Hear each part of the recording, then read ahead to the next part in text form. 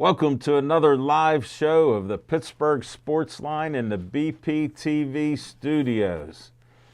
First of all, happy April 1st, April Fool's Day. Hope you enjoyed the weather today in Pittsburgh. Typical weather day. Smoking Jim said it was sunny all day from 7 a.m. in the morning till now. He's an honest man. Bethel Park, we had some snow, showed it on my deck. Chip was working out there doing his lawn service in the snow, and the only one we know of, and I have friends in Monroeville, is Smoking Jim was the sunny day. And I heard he sleeps through most of the day, so we'll have to find that out. All right. He certainly don't sleep at night. I'm Al Levine, the talking machine. You already heard about Smoking Jim Frazier being an honest man. Chip Hayner. Thanks for watching us on Comcast 7, only in Bethel Park. Thanks for watching us on Verizon 32 in Bethel Park and all the way from Nemacolin, Cranberry, Wexford, and all points in between. We appreciate you watching us. We're at 6,909 likes on Facebook. Thank you. We went down a little bit, then we come back because Facebook does certain things. When there's dead people that have liked your page, after a while, they clean that up. Unlike Smoking Jim, who doesn't clean up the sweeties, they did take some people off that had died, and I didn't take them off, so whatever, I lost some likes on that. But we move ahead of that, and we got some great sports to talk about, and I got to show you a few promos here. We got Connor here on the camera. Look what he's going to do. We got Anthony in the control room. Boom. Look at that. With a nice red shirt in the background. Olive Oil's Pizzeria, Hillcrest Shopping Center. Check them out. Great Italian food. Give them a call, 412-831-1900. Great Italian food, salads, desserts, soup. They make homemade soup there. So check them out. Next up, I'll wait for Connor. Oh, I see myself. There we go. We end each show with Stay Joey Strong. We honor Joey Fabus, who died at 9 years old due to brain cancer, DIPG. He didn't make his 10th birthday, was almost made it, and his family has raised over $100,000 in the last 7 years. They've donated to find a cure. You can go to Joey Fabus Childhood Cancer Foundation. Donate as little as $1. It's a 501c3. They have different events. Hopefully you can run some of their events this year.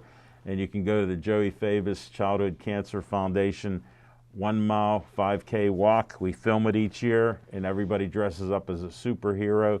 And that's their biggest fundraising event of the year. So stay tuned for that. Stay Joey Strong. Next up, another 501c3. Watch Connor on this. Look how quick he is. Bang. The Bethel Park Historical Society Schoolhouse Arts and History Center. 2600 South Park Road. You can't miss it. The old 1905 schoolhouse. Yes, that's a red trolley there, not a T. I used to ride them years ago. And it's still there. They remodeled the whole place, put a brand new roof on, all new windows. A cupola. The old school bell is now there. The new school bell's at the Bethel Park High School. They have my favorite tea place, Reginald's Coffee. They have roasted coffee from all over the world. They have chairs out there that you can sit in the lawn and enjoy your coffee or tea.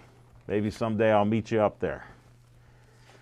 Next up, Bethel Park Community Foundation has money for you. Yes, another 501c3 in Bethel Park.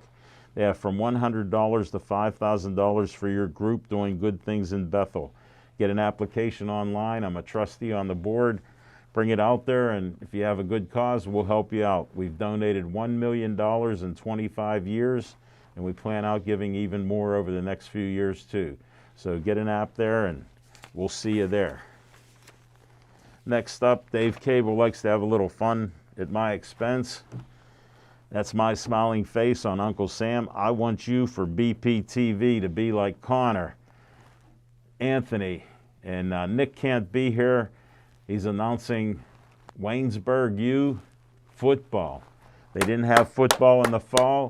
They got football in the spring, so he had to miss the show, and we miss him.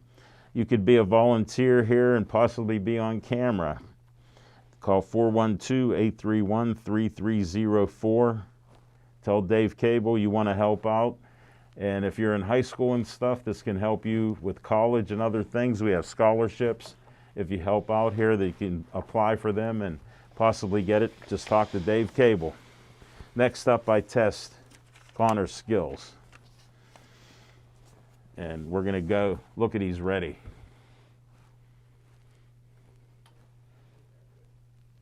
Are we good? Look at that. Boom! Boom. Smartest man in the room, Connor. Am I moving it which way? There we go. Whoa. We got an adjustment there. We That's perfect. got to do Skate. rehearsals. This is live TV, folks. Look at the skills these guys have. I'm a little shaky here, but 6103 Library Road, Route 88, Red, White, and Blue Station, Skeets Service Station, owned by Skeets Lewandowski. You can call 724-348-4715. They work on anything and everything that runs on gas. Chip always says, make sure you got some gas. So now they have extra gas there, Chip, so they can fill somebody's Good car or deal. vehicle. Good deal. Because believe it or not, Smoking Jim's had his car inspected. Sometimes they got to add gas to it for some unknown reason. He's always a little short on the gas. They can't even take it down the road to check the brakes and the steering. But the way Jim is on cars, they don't last through a second inspection. Well, we've been here. We've been together. I only know him. At least mine doesn't get washed very often, but at least it's the same one year after I year. only know him since September, I think, of 2011, and I think he's gone through 11 cars. It's just a wild guess. But back to Skeets, we got to quit picking on Smoking Jim because he hasn't even told us one of his honest things out there, but we'll find out shortly. But yeah, go to Skeets Service Station. They're about 6 miles from here on Route 88 in Finleyville.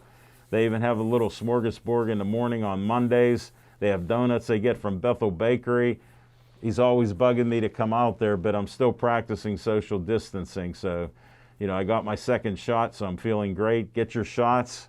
Whether you believe in it or not, we want you to stay alive and we want to get life back to normal. So that's my little box there. But check out Skeets. And we're going to start this show right now. Hey, sponsors, what's on your mind? Smoking Jim Frazier, what's on your mind? Thanks, Al Levine, the talking machine. And if you want the green, Coming at you. woo-hoo-hoo, What a you pitch. got to see Levine. Happy Thanks. Easter, Connor. And is it April Fool's Day, or did the Pirates really win? They're telling me the Pirates beat the Cubbies. and the Disclaimer. Cubbies. I need to know. For some reason, Smoking Jim always goes to the negative thing. I was saving this for Chip, but I will confirm that they did win. It wasn't a joke. Wow. Yes. Wow. Well, last week I tuned on the radio to listen to my main man, Nick, and I turned the radio off, and Waynesburg was down about 60 points by halftime. So I wasn't sure if they was going to come back in the second half. Hey, Levine fought 66-0, and they're still allowing him to do the game. He probably lost his voice. All the touchdowns to Washington and Jefferson. And we know Washington and Jefferson's a great school. That's the school Roger Goodell graduated from. He worked his way through The presidents. He worked his way through as a bartender. And I don't know if I ever seen more drunks than in Washington, PA. Have you, Al? Smoking Jim, I used to go to the Washington Elks, man. I used to sneak out of college and go to Washington Elks on Saturday night, brother. and he's not a drinker. I got a Washington and Jefferson story. Okay. So I graduate high school 1974, played center, had some different offers from school. Yes, sir. My line coach, Coach Murray, I'd love to have him as a guest sometime on our show. Me too. One of the best guys you'd ever meet. Taught me a lot in football. And he wanted me and another guy to go to Washington and Jefferson. Wow. He had us interviews and everything else. So we saw the campus, great campus, know people that graduated from there and everything. I had not a full ride, but I had a semi grant and scholarship to go to Juniata College and play football there. But things went a little different. My dad told me I could work at the Pittsburgh Press. Those were lifetime jobs because they didn't have these things back then. And I started a career there. But I would have been at Juniata, and I got recruited from W&J. Well, the Juniatas and the CMUs and the Washington. And Hold it, I got Jeffersons- recruited at CMU too. See, I didn't have the grades for those schools.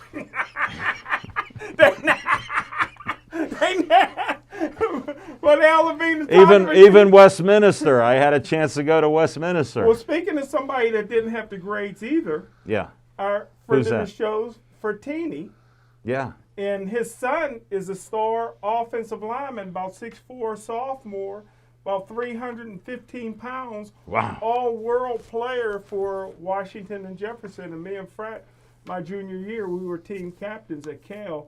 He had a slightly better GPA than mine, but it wasn't much more, brother. But he's highly successful now. Hey, let me ask you guys a quick question. Go ahead. Do you know anybody that got a good butcher? I'm looking for some good butcher meat. I want to get my protein from butcher meat. Because number one, LV, the meat I can't eat, I can get from my dog. I hear my dog's keeping the neighbors up. So on my way to New Kent, I can throw some good butcher's meat at the dog house and keep them quiet. Hey, you speaking of good protein, Yes, you were. what's on my mind, Al Levine, the talking machine, is national championship.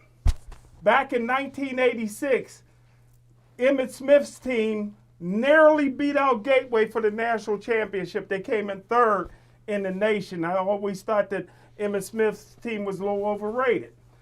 Now, Gateway got a chance to win the national championship. Al Levine, the talking machine, I've been recruiting this kid since he was the best middle school and youth league quarterback I ever seen. They went on to Canton, Ohio 3 years ago. They won the mythical national championship. Last year, it was a shortened season prior to COVID, but I mean, all world. And his dad really pushes his boys as a true freshman, probably the only freshman in Southwestern Pennsylvania history to get a scholarship offer to Oregon. He's 6'2", 200 pounds, baseball player, football. Told his dad, I don't want to hear too much about baseball. He can play, but I don't want to hear about it. Him and his brother both transferred to Gateway. Brad Birch, he's all-state, 30 touchdowns as a true freshman. His brother was an all-state receiver. He's a junior. And I tell you what, Al Levine, the talking machine, I'm still trying to recruit Brandon Penn out of Jeanette. I need one more. Now, I played college ball with Jeanette's coach, a black coach named Roy Hall. Okay. All right? Can I interrupt for a minute? Yes, there? sir. So, what were the perks that were included in his scholarship to Gateway? Well, put it this way. I mentioned Oregon because that ain't his only scholarship offer. But I did talk to Nike. I said, you got to help me out on this, baby. I need a little for myself. And I need a little bit because all of a sudden, now listen, the one thing we can say about Gateway, and you guys have been around me for 11 years. You've never seen anybody transfer to Gateway and have to be ineligible. But you've never seen, there's 5 student athletes that tried to transfer out of Gateway. Ain't none of them ever played another down the ball. You don't transfer out. You can transfer in. I hope you're listening, Connor. But listen, Al Levine, the talking machine. We set up. All of a sudden, we devised the plan. Mom and dad separated, not divorced. We got Mama a nice apartment in Monroeville. Dad all of a sudden is a traveling salesman. He's selling little life insurance. So now the boys will be at Gateway for the next 3 years. And El Levine, the talking machine, we're going to win. They finally win the national championship. Ain't you proud? All we need now is a kicker. Thank you. And that's what's on my mind. Birch. Smoking Jim, you're on fire. We appreciate that. Was that an April Fool's joke? No, he's in, man. And they're Okay. so mad, everybody all around. He transferred for athletic reasons. He transferred to Gateway. He'll be playing. Little disclaimer. We all know Smoking Jim and his degrees and believing in homeschooling, except when it's Gateway football. So I went up and told the quarterback that was supposed to start, I said, I'll help you find So another anybody place that to tries to transfer out, they're the ones that walk with a limp. go. yeah. But I told the guy who was penciled in as a starter, Yeah. I said, I'd do my best for you to help you find another place to go if you want to. what a good man you are. Smoking Jim Frazier. All right, Chip Hayner, after all that interesting stuff from Gateway, who cares? What's on your mind, Chip Hayner? Today's the best day of the year. It's opening day. Wow. And I just left to you- make it official, Wow. we're going to go ahead and raise it. Yeah, Pirates won their opener today against the Chicago Cubs. A stellar performance by the Pirates bullpen. Yeah. Stymied the Chicago Cubs today.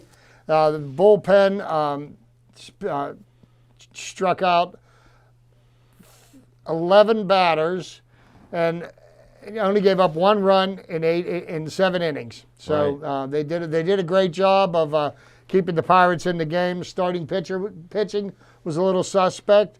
Jim's favorite Pittsburgh Pirate, Adam Frazier, with a couple of RBIs. Should have had a third one. Yeah. A base running mistake. Right. But They'll learn. you know, They're young. solid performance. And, you know, I'm going to go ahead and give my prediction for the Pirates' win-loss record this year. Today was the first of 162 wins this year against no losses. But no. Everybody, that's my April Fool's joke. When we get to my trivia segment, at the end of my trivia segment, I will give you my prediction for the Pirates' record for this year. I know Jim's betting under the 57 that Vegas is and once again, he's going to lose his money. He only put $10 on it. He was a little short after basketball.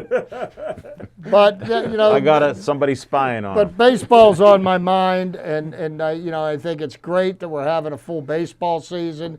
There's just something about opening day, you know, the sound of the ball hitting the bat, snow flying through the air, Yeah. wind chill factors in the 20s. It just makes you feel like spring is here. Pumped up. It's time to play baseball.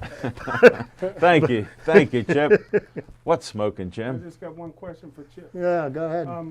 The last couple of years, because I really don't know, how good is the Chicago Cubs? Well, the Chicago Cubs are on the verge of a total rebuild themselves. Okay. They've got 3 of their top stars, Javi Baez, Anthony Rizzo, and Chris Bryant, are all free agents at the end of this season. And it doesn't look like they're going to be able to re-sign any of them. So that means that those 3 players could potentially not be playing for the Chicago Cubs come midseason, because depending on how well they start the season out, if they don't have a chance, they're going to be dealt away for prospects, and Chicago will be doing the same thing that the Pirates are doing, which is a rebuild. Take me out to the ball game. Mm-hmm. What does that mean? Smoking Jim, you don't even watch games, And I will tell you this: you don't even know baseball. What the? The National League Central Division is going to be one of the weakest divisions that I've seen in the Central Division in a lot of years. You know, I think the odds-on favorite to win the division is going to be the St. Louis Cardinals. Yeah. But you know, the Brewers are not as strong. The Cubs, and I think the Reds may have shot their wad the last couple of years with all free agent expenditures, even though they do have a nice starting rotation. But They do. evidenced by today, you don't have to have a great starting rotation if you've got a strong bullpen. Oh, yes. So far, so The good. Reds, that's my team. Yours too, huh? You got the red on. Oh, thanks, Smoking Jim. That's how I operate. Thank you, Chip. What's on my mind, I've been watching March Madness, and I hadn't seen Gonzaga play. So I watched the whole game with Gonzaga against USC, and they had to go against a 7-footer with USC, one of the best. I heard will be #1 in the draft, Mobley, and he played well. Gonzaga is just a team and another just out of control with how they control a game. Their passes, their playing, their shooting. It's just unbelievable. It's like my dad used to say, when you have the horses, you win. Well, and They got the horses. Mark Few is probably one of the top basketball The coaches way in the he country maneuvers right the now. guys in and out and gives people breaks. I just watched that whole game, and I was thinking my dad smiling down. He goes, "No, that's a good team, Alan." He goes, "Don't get fooled about Smoking Jim. He doesn't always pick the wrong team." So I can't speak badly about Gonzaga. And I just wanted to say to all of you, if you don't bet, don't start. And this time, don't go with my exception with Smoking Jim. I think Gonzaga should be the first undefeated team in how many years that 1976. Okay, the that's what I Indiana- thought. Yeah, Indiana I Hoosiers. remember Bobby Knight. Knights, yeah. Mhm. I remember that, definitely.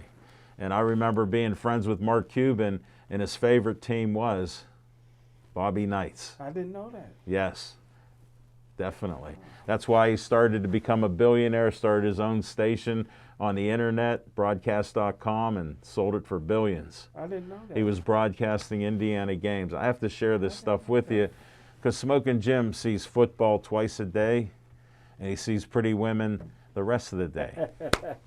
So that's what he knows. We're going to be back with some fiction and fact from Smoking Jim's Almanac.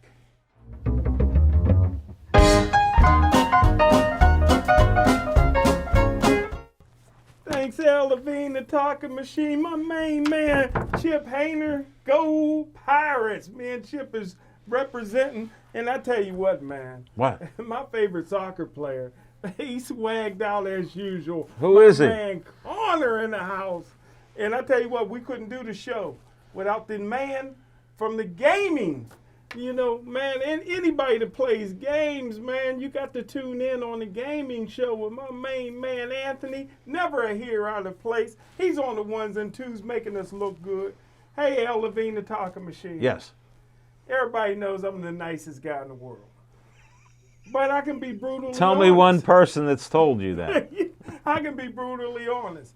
And when I used to have the radio show on Whammo, Yeah. and for some reason, What year was that? For some reason, a lot of black people used to listen to that station. What happened to them? I got a reputation of being brutally honest. So Wow. when me and Bill Neal, you know Bill Neal, Yes, I do. we started the Champion Live restaurant show that you perfected. Yeah. And Thank you. we started doing it at James Street on the north side. I know that And you place. know I wouldn't go to the north side other than if there was a TV camera, brother. No, unless somebody's giving you a free meal. That's it. It was. I tell you what, they had some blackened fish over there. I don't know what it was, brother. I tell you what, I used to eat it, man. And if you didn't finish yours, bone in. It was good, but it was a upscale restaurant. We used to wear suits. I know the place. Jessica Lee played there for years. Yeah. So we had a lot of people on the show, Franco Harris, whatnot. We had a lot of Steelers on the show. Yeah. So me, I'm the type person, if you're invited to a show that I'm doing, I treat you like you're in my house. You know what I mean? No matter how I feel. A lot of people think. What, you ignore them? Yeah, that's it. Hey, Al Levine, the talking machine. People think that I dislike the NFL players that I criticize. I was fans of theirs in college. I'm just saying Yeah. the ones that I don't feel that can play at the next level. I do a good job cutting my grass. Chip would fire me if I can't work with a professional lawn care system. I'm not fast enough. I couldn't work in the in the newspaper, I couldn't roll them. I could roll one or two real good, but I'd be so far behind LV. They'd be getting their Sunday paper on Monday. So that's the thing with these guys that are great in college. Yeah. I got to evaluate, can they play in the NFL? Okay. So anywho, How do you do it? How do you do it? We bring on Brett Alexander. He brings his whole family to the show. I don't know if you remember Brent Alexander. He was a free safety for the Pittsburgh Steelers. Yeah. Yes, I do. I do. And I was highly critical of Brent. Right. But when he came in, I acknowledged him and his wife is playing with his kids. I had nice things to say. The crowd, now, don't ask me to be honest now, Al Levine. So the crowd's hyping me up. Oh, that ain't what you were saying about Brent last week. That ain't what you said on the radio. I said, hey, you know what I mean? He's a guest today. Yeah. So he started. Oh, Smoking Jim, be honest. You sure? Yeah. Be honest. I said, well, when there's a pass down the middle of the field, you're closer to the popcorn man than the receiver. I'm like, you can't jump, you can't run, you never seen the tackle you want to make. Well, that was just starters. So he never spoke to me again. I see him in the locker room, he didn't speak to me. And I would hate to do that, but don't push me. You know what I mean? Hey, you're a guest on the show, Al Levine, the talking machine. Hey, he got up and walked out right after the interview, took his whole family, and I got to finish his doggy bag. But that's what's on my mind. Don't push me, Al Levine, the talking machine. When you're a guest, I treat you like you're a guest in my home. Wow. But don't push me, because I will be brutally honest. Smoking Jim, my friend from Chick-fil-A, Tony, has a statement for you. He goes, Smoking Jim switching to meat. What happened to his bucket of chicken from KFC? Then he said, tell Chip the Pirates bullpen pitched a solid game. And he said to all of us, Happy Easter. Tony, Happy Easter. Happy Easter, Tony. And thanks for watching the show. And we didn't hear one racist comment yet. Well, two things. Here we go. Two things real quick. I did get my bucket. It's from KFC. It's in my car. Good. Along with my prime rib dinner. I got this pasta sides. too. I got the salad and the spaghetti, and I paid a little extra for the meatballs. Al Levine, the talking machine. And I did wish Connor a happy Easter, so I was on the ball. Okay. I'm recruiting, bro. Let me explain something. He's not moving there. His family likes where they're at in Do you Baldwin. like the black Easter eggs? I mean, jelly beans. Yes. A My lot of dad, people don't. They leave them for Smoking Jim, you'd have loved my dad. He used to get black licorice and had all four of us kids eating black licorice. Wow. my mother's favorite was Good and Plenty's. Yeah, mine too. Really? Growing up, Good and Plenty's were my favorite. I never heard of them. Well, I you like the don't. lemon heads. You didn't get around much there, buddy, but yeah, thank you. Was there lemon heads out when you was growing There's up? as Yes. much fried chicken as you eat. We should call you Bucket. Thank you, Smoking. Buckethead. Thank you, Smoking Jim. Protein.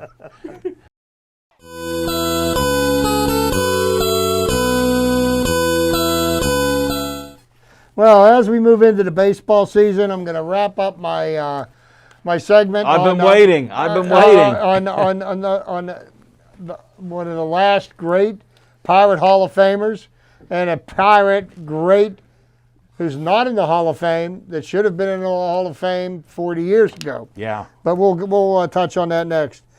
William Stanley Mazeroski played 17 seasons for the Pittsburgh Pirates from 1956 to 1972 and hit one of the iconic home runs in Major League history, a dramatic ninth-inning blast to beat the heavily favored New York Yankees in the 1960 World Series. And it remains the only so-called walk-off home run in Game 7 of the World Series. Yes.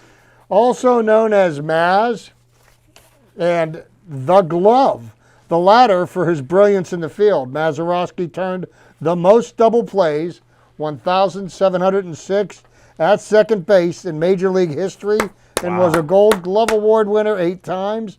He ranks among the franchise career leaders in games played, 5th, RBIs, 6th, hits, 8th, runs scored 8th, total bases 8th, home runs 10th. He took part in 10 All-Star games and was inducted into the National Baseball Hall of Fame in 2001. He and Roberto Clemente were the last remaining team members from the 1960 World Series winners in 1971 when they beat the heavily favored Baltimore Orioles in 7 games. Mazeroski spent his entire career with the Pirates before he joined the staff of manager and ex-teammate Bill Verdon as a third base coach in the 1973 season. Bob Prince would refer to Mazeroski simply as the glove, as he set the bar for defense at second base that would remain in place decades later. Houston Astros and future Hall of Fame second baseman Joe Morgan called him the gold standard for infield defense. Mazeroski turned the double play into an art form with Gene Kelly-like footwork, magical hands, sure arm, and oak-strong legs that survived countless attempts by base runners to break up the play.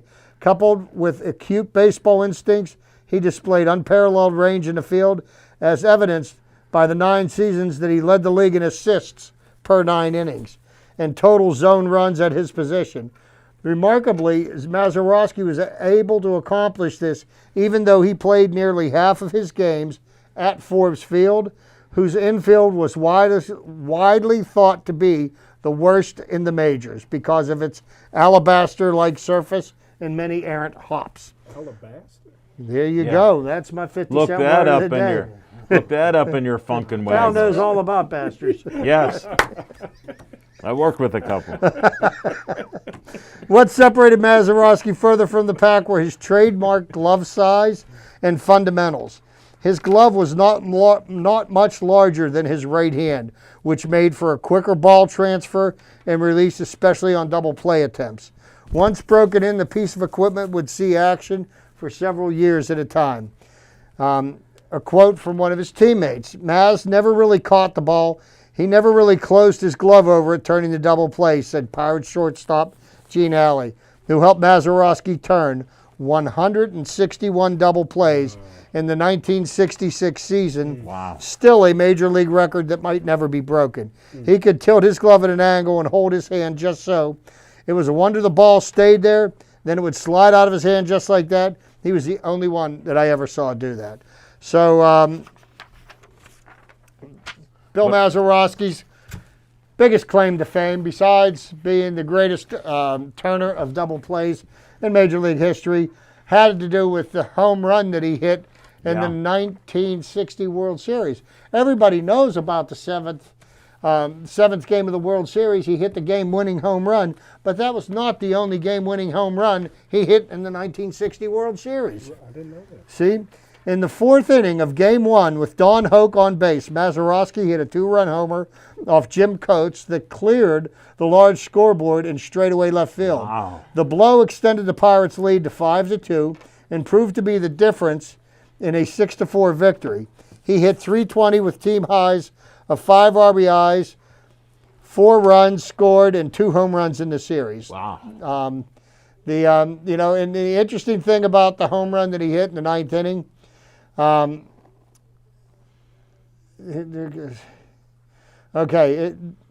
Yankees tied the game in the top of the 9th, 9-9.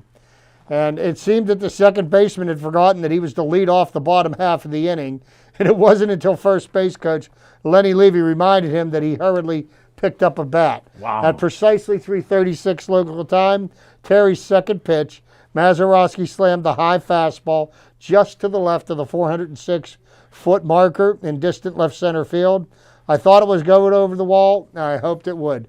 And that section of the wall is still there. Still standing in Oakland. They And celebrate. every year on October 13th, a group of people will listen to a rebroadcast of the game, and they start the game at the exact time. Haven't you been there? I have not. Oh, I thought maybe you Rex, my friend Rex did. Rikowski, Yeah. And Tom Liturgy, I think, has been there. and they have been there. They start the game, the hard to broadcast, believe. when the game started, and at 3:36, Yeah. they go nuts. When they still to this day celebrate that. I want to fact check that one.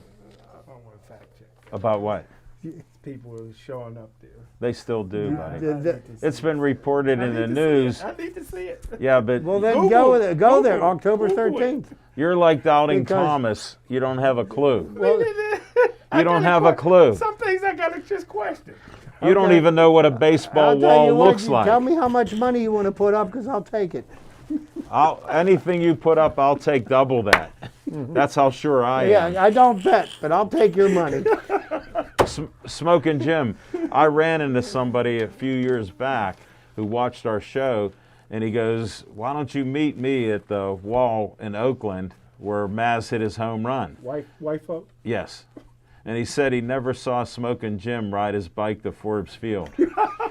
That was my dad that did that. That's my dad wrote that. Okay, next up on my list of Pirate greats. Bill Mazeroski is in the Hall of Fame, Yes. and he's immortalized in Cooperstown. Can I ask one question before you move on? Yes, you may. Why did it take? I didn't know that Maz was in the top 10 all-time Pirates in home runs. Why did it take Bill Mazeroski so long to get into a Hall of Fame? Girls Good like the question. long ball. Good question. He got voted in by the Veterans Committee, and Bill Mazeroski didn't have the stunning offensive statistics that usually will get people into Cooperstown. And Cooperstown is where the Hall of Fame is. Oh, okay. Yeah. All right. In New York. Bill Mazeroski made the Hall of Fame based on his defensive prowess. There wasn't a better defensive second baseman that has ever played the game. And there's a lot of people that to this day, and I'm on a lot of pages where people still criticize his enshrinement. Really? Well, they're the same kind of people that say that Pete Rose belongs in the Hall He of Fame. does. No, he doesn't. Yes, let me tell you something. This guy was a true Hall of Famer. Pete Rose was a scumbag, degenerate gambler. Just remember that. But Well, next he up, is. He knows what it's like. He knows. Next up here, somebody that had a lot to do with two Pittsburgh Pirate World Championships, 2 of their 5. Yeah. Danny Murtaugh. He was a second baseman, a manager, front office executive, and a coach in Major League Baseball. He's best known for his 29-year association with the Pittsburgh Pirates, where he won 2 World Series as field manager, and he also played 416 of his 767 career Major League Baseball games with the Pirates as their second baseman. After retiring as a player, Danny Murtaugh had a very inauspicious career as a major leaguer. Career batting average of .254, 8 home runs, 219 RBIs. But his managerial record is what I think should put him into the Hall of Fame. 1,115 wins, 950 losses, a 540% winning percentage. After retiring as a player, Murtaugh managed the New Orleans Pelicans. That's the Pirates' AA farm club, and the unaffiliated AAA Charleston Senators. In 1956, he returned as a Pirates coach under Bobby Bragan. In his second year on the job, August 4th, 1957, he succeeded Bragan as a skipper with the Bucks. The Pirates' record was 36-67, and 1 game out of last place. Under Murtaugh, they perked up to win 26 of their final 51 games. In his first full season, Murtaugh led the Pirates to a surprise second place finish. He went on to hold the job in Pittsburgh for all or parts of 15 seasons over 4 different terms. In 1960, his 3rd full season as their manager, guided the Pirates to their first of 2 World Championships. They won under his command after they won the National League pennant by 7 full games over the Atlanta Braves. They stunned the heavy-hitting Yankees in the 1960 World Series. And we had already discussed that. So from 1961 to 64, the Pirates had only 1 over 500 season. And after the conclusion of the 64 campaign, Murtaugh stepped down as manager just before his 47th birthday. He had been battling health problems, sometimes reported as a heart ailment.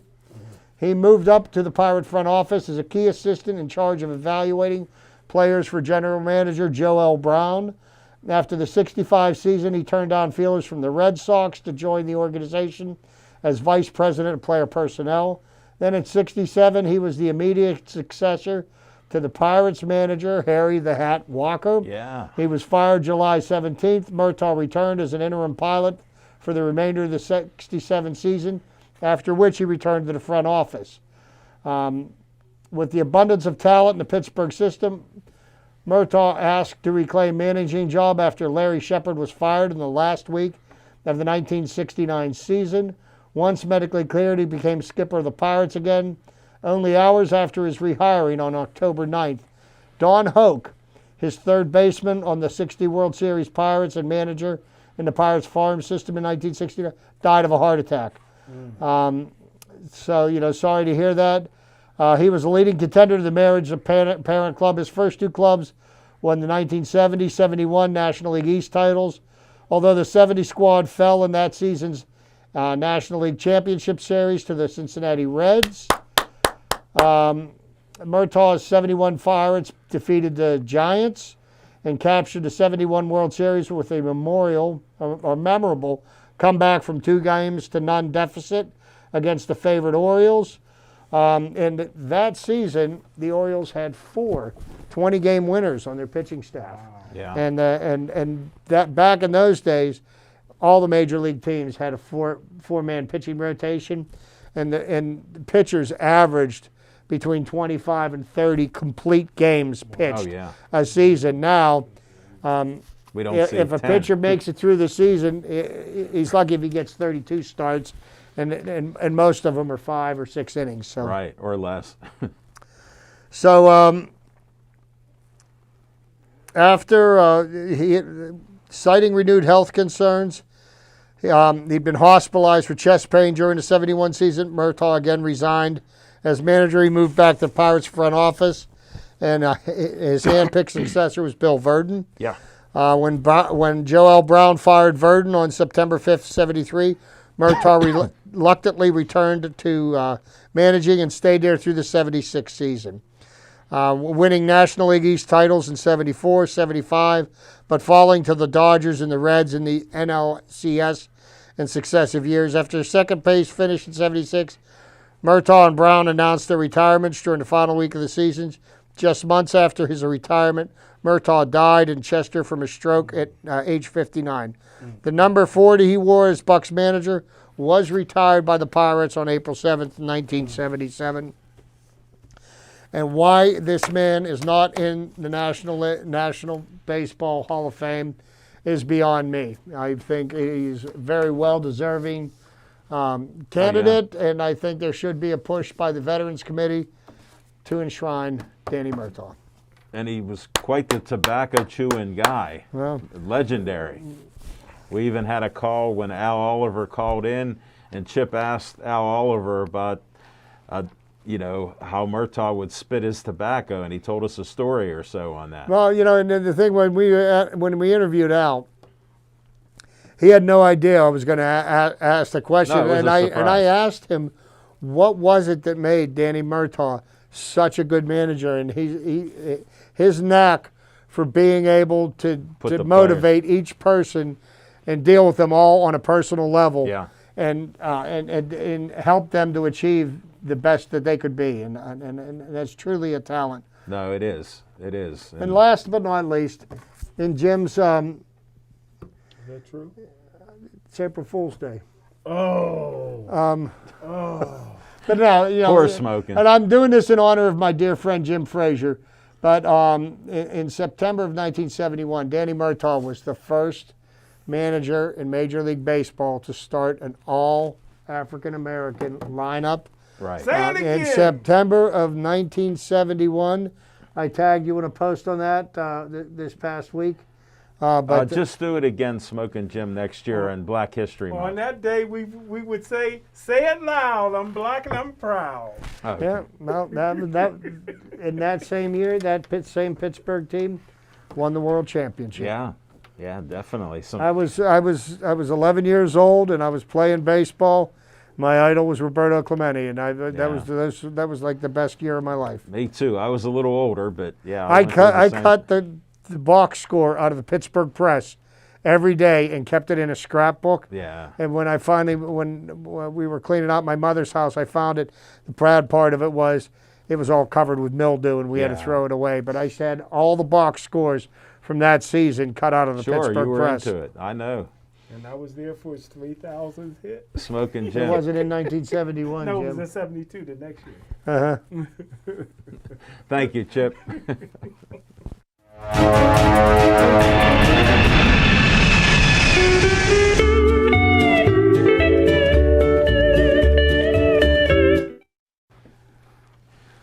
On location. Not much happening on location right now. We're looking at possibly doing fights on May 1st with the USS Fight Academy again. They love the show that we put together for them, and we got great feedback on it. So if you can check it out, check out the fights from the USS Fight Academy. So it was a good show. Dave Cable did a great editing job. Smoking Jim and I were talking during the in-between rounds. Dave cut everything out of that. So it worked out perfectly. He said, you guys did a great job. So it worked perfectly. Check out for that. You know, we're hoping that we get past some of the lockdowns and the COVID restrictions, but we all need to stay safe and healthy and, you know, keep doing what we can to protect each other. And we'll see where we can do different locations. Some people have reached out to me that somebody might be interested here or there, but haven't really tracked down anything where we can do something because of the different limitations at this point in time. So, you know, just stay tuned for that. And we're going to come back with some Penguin talk, and we're going to talk some Steeler draft too. So don't leave this channel. Stay right where you're at.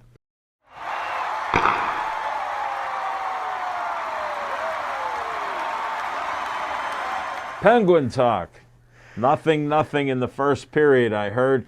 Before we go to that, we have the Chip Hainer pick for the Pirates season. Let's hear what he has right now. So everybody, I just want you to know that Smoking Jim has bet money on the Pirates. Big money. Losing or winning 57 games or less.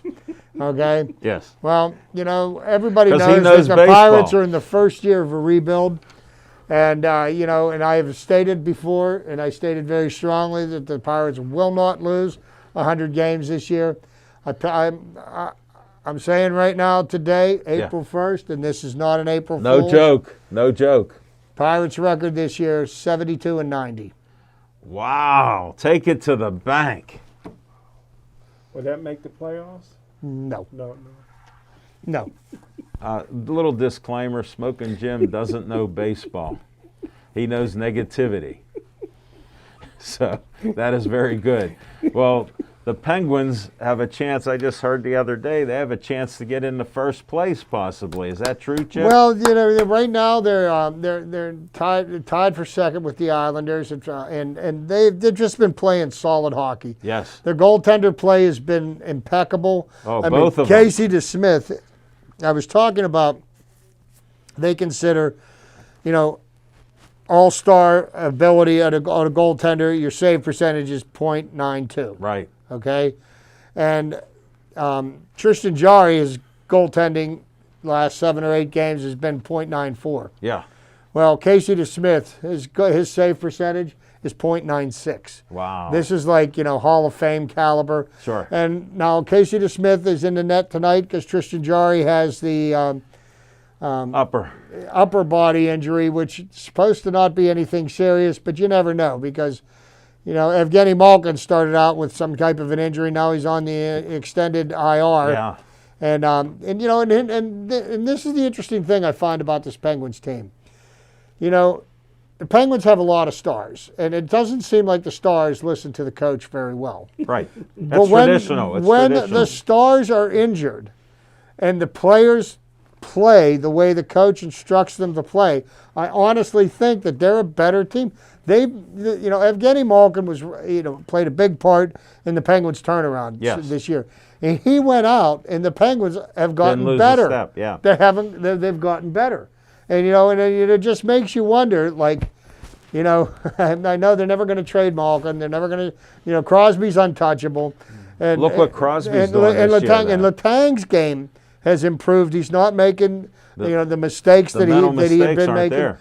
But the Penguins, you know, their goaltending, that's what's separating them from the crop. They're 9 points ahead of the Boston Bruins. Now, the Boston Bruins have 4 games in hand, which means the Penguins have played 4 games more Right. than the Bruins have played. Right. So the Bruins can make up some ground, but we're playing the Bruins tonight, and the Bruins are not playing as well as they did early in the year. No. Philadelphia has fallen off the face of the map. They dropped. Like, they looked at one point to be the strongest team. The Islanders, we beat them handily 2 games in a row in regulation. We got 12 out of 14 points from them or whatever. We That's huge. were 7-1 against the Yeah. Islanders, and the Islanders are the ones that 2 years ago kicked us out of the first round of the playoffs. Last year it was the Montreal Canadiens. Right. But the Penguins, I'm telling you, I said this at the beginning of the year, that the Penguins, this was the weakest Penguins team I've seen in over a decade. And I said that they did not believe that this Penguin team was capable of making the playoffs. I'm going to tell you something right now. I stand by the words I said before. They're starting to make believers out of me. Sure. I think this team may be able to make a run. The grittiness that they have and the comeback kids that they are, it's just phenomenal. Their home record, they've impressed me with the team effort. When you watch them play a game, they're from the start on the other team. Their level of play is lifted up from top to bottom. And when you see the star player, Sidney Crosby, playing on penalty kills and other things and doing what he does offensively, he's having a great year. Well, and I'll tell you this. I think Sidney Crosby should be in the conversation for the Hart Trophy. And that's league MVP, Jim.